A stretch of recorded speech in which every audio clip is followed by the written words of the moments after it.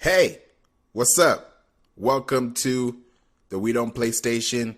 And now we're actually going to be going live on Facebook and on YouTube. You can check us out at playinc.online, which is PLAYINC.online. And you can be able to check everything that we do about podcasting, news feeds. Man, just even join our mailing list, because if you join our mailing list, there's so much you can be able to get. We actually sent out an email today letting people know that we're going to go live like this. So I'm glad you're here. I'm glad you can make it. Make sure you're able to let me know if you're here by just leaving a message.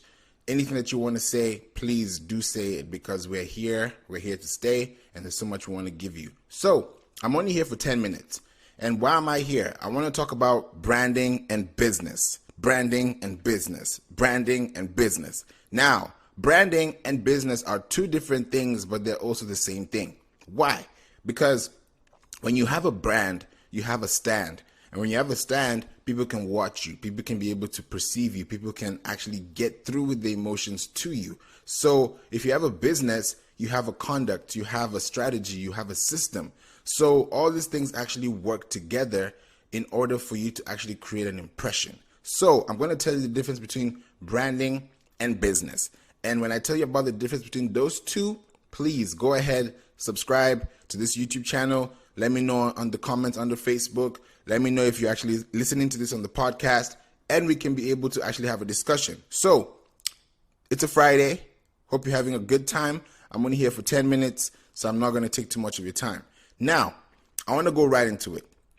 Branding and business. So what's the difference between branding and business? A brand sets a foundation for how business will be perceived. You see how those two are connected?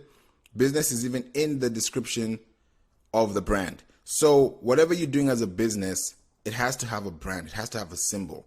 Sometimes people say, oh, my brand. I'm like, does anybody know your brand? If not one person knows it, then you're not doing something right. So you need to do branding in a way that actually stands out, that actually brings an impression, that actually takes you to the next level. And how do you do that? If you have a brand, you set a foundation. And what's that foundation? You set up the keys, you set up the metrics, you set up the KPI, which is also known as key point indicators, and understand that whatever you're doing with your business, whatever you're doing with your standing, actually it takes you to the next level. And when it takes you to the next level, you're able to create that impression for someone to actually feel like, oh, they care about me. Oh, I need this. Oh, I didn't even know they existed. So when you create that impression, you're always creating something that also brings food to the table. And that food to the table has to have a scent. And that scent is your brand. So whenever you have a brand, make sure it stands out. Make sure you're able to speak out. And most importantly, make sure people are also able to speak out for you.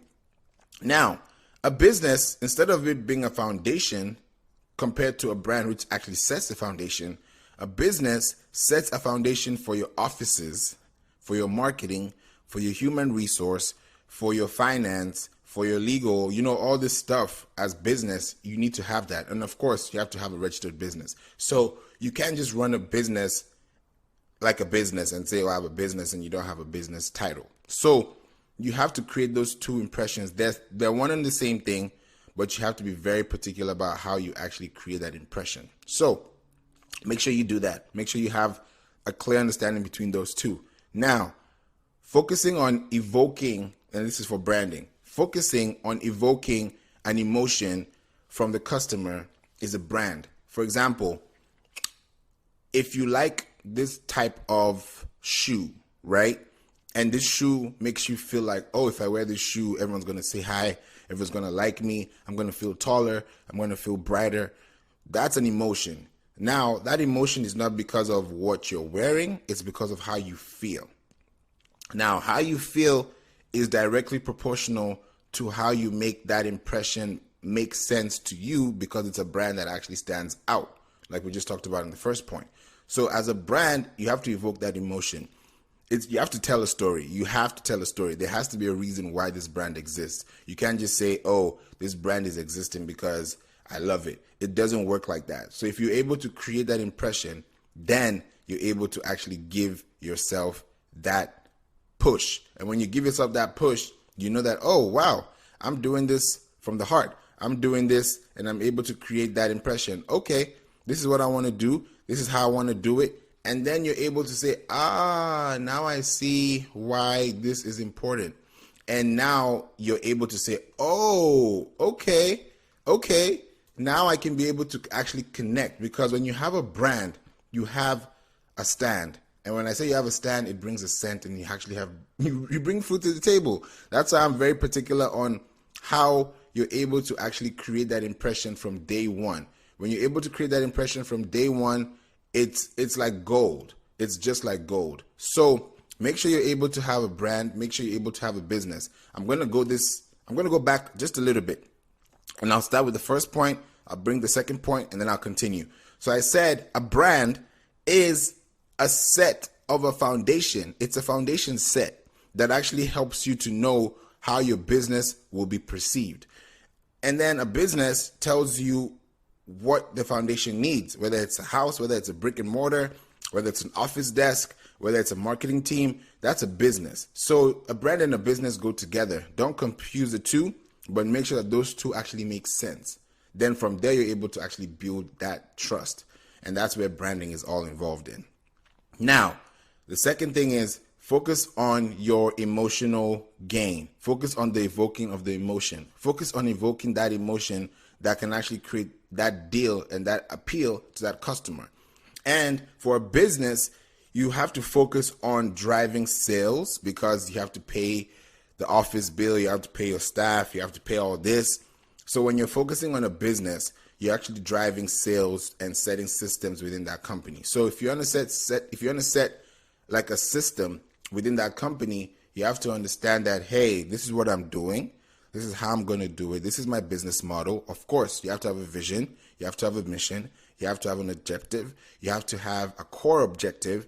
And that core objective has certain traits that actually, complement what you do. So if your core objectives and your principles are, we have integrity, we have honesty, we care about the community, those things are actually things that do matter. So think about that. And then the last thing, because I also said I'm not going to be here for so long, the last thing is focusing on experience is the key to branding. I repeat, focusing on experience is the key to branding. Why? When you focus on experience, you're paying for an experience because it's a brand, right? It's a brand. So that brand that you're actually creating an experience for has a relationship building chain to it. So if I'm going to a store and I feel welcomed by the person that actually invites me, or the person that actually welcomes me through the door, and my whole time in that space, I'm feeling like they actually care about me, even though there are 5,000 more people around me, then I know that, okay, this brand is actually created to make an experience that makes me feel like I'm one with the brand. When you're one with the brand, you're one with yourself. And when you're one with yourself, you can express yourself, and the brand can actually emulate what you actually feel. And that's why you have to evoke an emotion. You have to actually tell a story. You have to touch the psyche. You have to make sure that anything that you're doing online is creating that impression for you. And when you're able to do that successfully, you're able to build that. So, by the way, if you haven't joined our mailing list, please go ahead and visit playinc.online. That's PLAYINC.online. And at the top, you're going to see somewhere where it says join our mailing list. Please join our mailing list, because we have so many tips to give you. And you can also find me on Instagram, find me on Facebook, find me on TikTok, Snapchat. We're all in the same thing. So Flav Beats, holla at your boy. So we're talking about branding and business. What's the difference between branding and business? I said in the beginning that a brand sets the foundation for your business and how it's perceived.